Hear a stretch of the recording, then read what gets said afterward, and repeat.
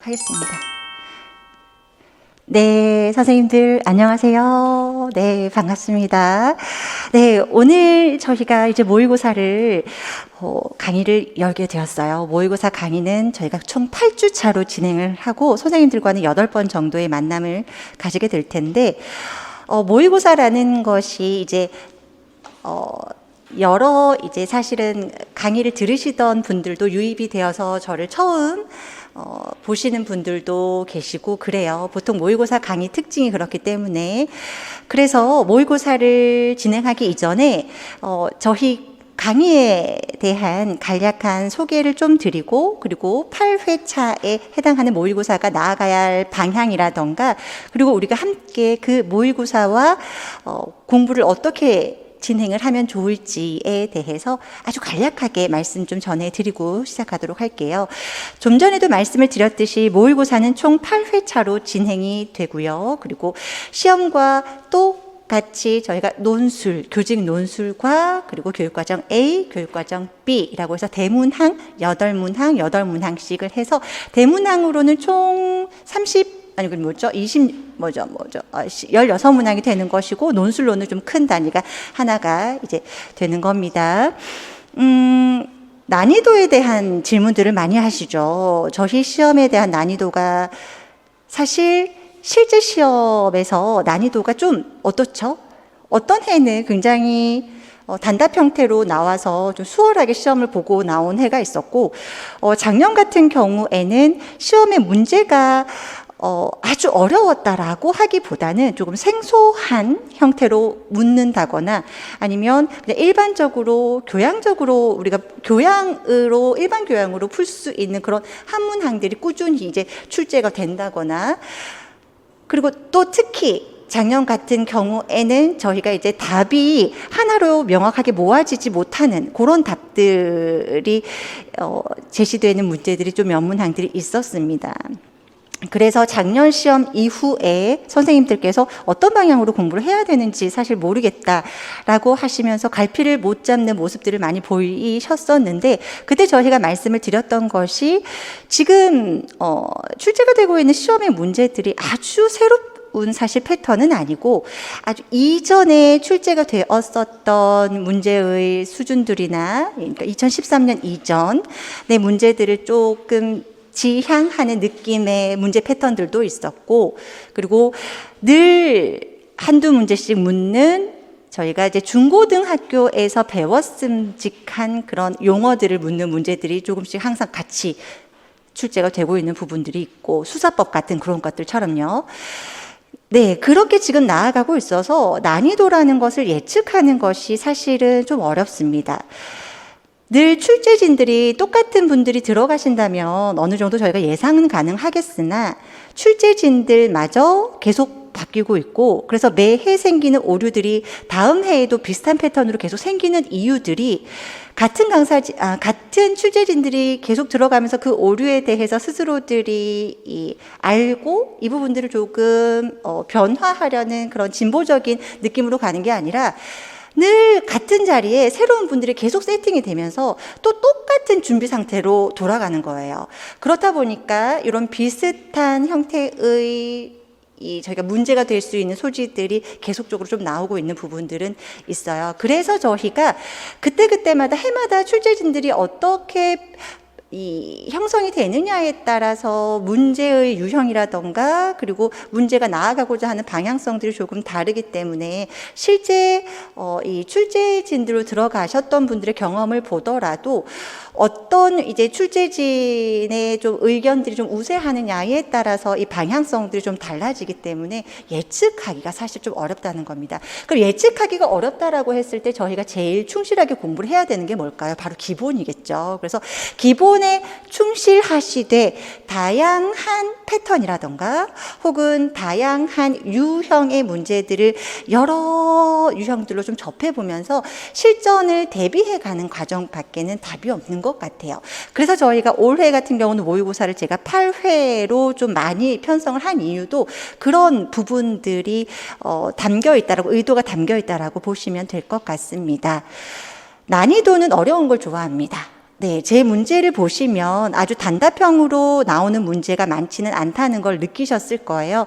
왜냐하면 단답형으로 문제를 내는 것만큼 쉬운 게 없어요. 그냥 선생님들에게 기본적인 것을 충실하게 답하게 하게끔 하면 그러한 문제를 만드는 건 어렵지가 않은데, 한 번 더 짚어서 내가 생각하지 못했던 걸 찔러줘야 선생님들은 어때요? 헉 하면서 그 주변에 있던 문장들을 한 번이라도 다시 읽게 되거든요. 1차를 합격해서 다시 시험을 보시는 선생님들에게도 이 방식은 굉장히 중요하게 필요한 것이고, 그리고 내가 지금 초수여서 어떤 것에 대해서 중요도를 확실하게 잘 모른 채 이 짚어야 하는 것들에 대해서 스스로가 이 중요도를 따지면서 내가 좋아하는, 선호하는 영역에 대해서만 내용을 취하는 분들이 많아요. 그런 분들에게도 사실은 그 곁가지들에서 조금 더 건드려 드리는 것이 필요하기 때문에, 저희의 문제는 그냥 한 번에 명쾌하게 나오는 문제들도 있겠으나 한 번 더 생각을 해야만 답을 적으실 수 있는 문제들이 다수가 될 거라고 미리 말씀드립니다. 그래서 어떤 분들은 문제가 좀 어려워요 라고 하는 분들도 있고요.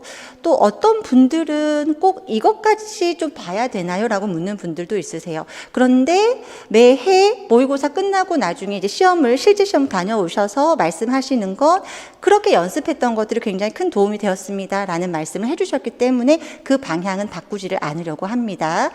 네, 그렇게 말씀을 드리고, 논술 같은 경우에는 지난해에는 논술이 굉장히 제가 어렵게 출제를 했었던 부분이 있었어요. 그래서 새롭게 이론들이라고 하기보다는 새롭게 교육부에서 내놓은 정책이라던가 교육부 자료들을 가지고 와서 선생님들에게 문제를 드리려고 했다면, 올해는 좀 논술은 기본에 충실하게 드려볼까 합니다. 기본에 충실하되 선생님들이 찾아서만 쓰는 단편적인 문제가 아니라 조금 더 생각을 해서 내가 대안을 제시하기도 해야 하고, 그리고 또 찾아 쓰되 나의 문장으로 바꾸어서 좀 서술하실 수 있는 그러한 문제들로 구성해서 드리려고 하니까요.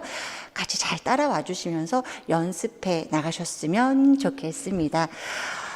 네, 이렇게 선생님들께 좀 안내를 드리고요. 그리고 시험 문제를 함께 띄워드리면서 같이 저희가 문제를 좀 분석하고 하는 시간들을 가질 것이고, 대략 교직 논술의 경우에는 1시간 내외로 해설을 할 예정이고요. 그리고 교육과정 A, 교육과정 B의 경우에도 많게는 1시간 반 정도가, 교육과정 A 1시간 반, 교육과정 B 1시간 반 정도가 편성이 될 수 있으나 때때로 1시간 내외로도 줄어들 수는 있어요. 그래서 어쨌든 선생님들께서 이 문제가 그냥 선생님들에게 문제만 드리는 것이 아니라 해설서라고 하는 것들을 저희는 만들어서 드립니다. 왜냐하면 이 내용이 어떤 근거로 해서 출제가 되었는지에 대해서 아셔야, 사실은 그걸 아셔야 선생님들께서 외울 명분을 스스로에게 주기 때문에, 그래서 해설서를 만들어 드리는데, 사실 강사 입장으로서는 해설서를 너무 상세하게 내용 근거를 드리는 건 좀 위험 요인도 있어요. 왜냐하면 내가 냈던 어떤 근거들을 평가원이건 어느 곳에건 다 노출을 하는 부분이기 때문에, 그래서 그것에 개의치 않고 그냥 문제를 드려볼까 합니다. 제 문제가 좋아서 혹시 피한다고 하더라도 어쩔 수 없이 계속 뭔가 연이 닿이는 문제들이 있어요. 출제되는 영역이 어쩔 수 없이 피하려고 해도 계속적으로 연결되는 문제들이 있기 때문에, 그런 걸 자꾸 생각하면서 문제를 내다 보면 자꾸 정통성을 가지고서 문제를 내야 하는 것들을 놓치고 오히려 다른 실없는 문제들을 드리게 되기 때문에, 그런 부분 고민하지 않고 선생님들이 철저히 자신의 공부를 검증할 수 있는 문제들로 구성해서 드리려고 합니다. 네, 그래서 강사들도 문제를 내다 보면 수많은 문제들을 내고요. 한정되어 있는 시간 동안 문제를 내다 보면 실수할 수 있어요. 실수할 수 있기 때문에 저는 실수를 잘 인정하는 사람입니다. 그래서 혹시라도 저희가 이제 해석하는 부분에 있어서 중의적인 해석이 가능하거나 혹은 오류로 발견될 수 있는 부분들이 생긴다면 그때그때 저희가 반영을 해서 바로 선생님들께 정정하는 것들에 대해서도 알려드리고 있으니까요. 불안해하시거나 그러시지 않고 공부하실 수 있을 겁니다. 네, 매주 토요일에 직강은 진행이 되고요. 강의가 인강으로 진행이 되는 요일은 월요일입니다. 그래서 월요일에 선생님들께 저희가 오전 내로 문제를 먼저 업로드 해드릴 거고요. 그리고 영상의 경우에는 해설 영상의 경우에는 오후 시간대, 그러니까 너무 늦지 않은 시간대에 아마 업로드는 될 거예요. 그래서 빠르게 문제 한번 먼저 풀어보시고 해설을 들으시면 될 것 같습니다. 네, 여기까지 저희가 간단한 이제 저희 시험 문제에 대한 패턴을 말씀을 드렸고요. 이제 두 번째, 그러면 8주 정도 저희가 강의를 진행할 때 공부는 어떻게 해야 할까요? 라고 물으시는데, 내가 맞았던 문제에 대해서는 우선 어떻게 할까요? 우선은 힘을 좀 빼야겠죠. 내가 틀렸던 문제에 대해서 그 문제의 이론들을 모으셔서 인출하실 수 있는 시간들을 일주일에서 한 일주일 단위로 보았을 때 3, 4일 정도를 모의고사에서 내가 틀렸던 파트들의 이론들을 모아서 다시 한번 보시면서 중복적으로 계속 반복해서 보시면서 인출하시는 작업을 3, 4일 정도는 하셔야 돼요. 왜냐하면 계속 틀리는 것에서 나중에 또 틀리거든요. 시험을 가셔서도요. 그렇기 때문에 모의고사에서 틀렸던 부분들 돌리는 시간을 길게 3, 4일 정도 드릴게요. 그리고 그 이후의 시간들은 내가 알고 있더라도 또 잊어먹으면 안 되니까 다른 전체적인 것들을, 이제 나머지 것들을 돌리시면서 공부를 하시면 됩니다. 어떤 시험이건 제일 중요한 건 나의 구멍을 아는 거예요. 내가 아는 거, 그러니까 저희가 늘 그러죠. 수학의 정석에서 집합만 새까맣잖아요. 우리가 이 앞부분만. 그 앞부분은 어떤 문제가 나와도 맞아요. 근데 뒷부분은 확률 통계가 나오면 선생님들은 수학의 이 영역이 어떠신지 모르겠지만 저희는 뒷파트가 그때 확률 통계 그쪽이었으니까 그 뒤쪽으로 가면 보지 않는 이유가 뭐냐면 내 구멍이 반드시 그거인 걸 알면서도 어때요? 계속 보던 부분만 계속 보니까 성적이 더 오르지가 않는 거예요. 그래서 메이크업 하셔야 됩니다. 뭘요? 구멍이 나 있는 걸 잘 메꾸셔야 돼요. 그것을 찾아가시는 시간이 바로 모의고사 시간입니다.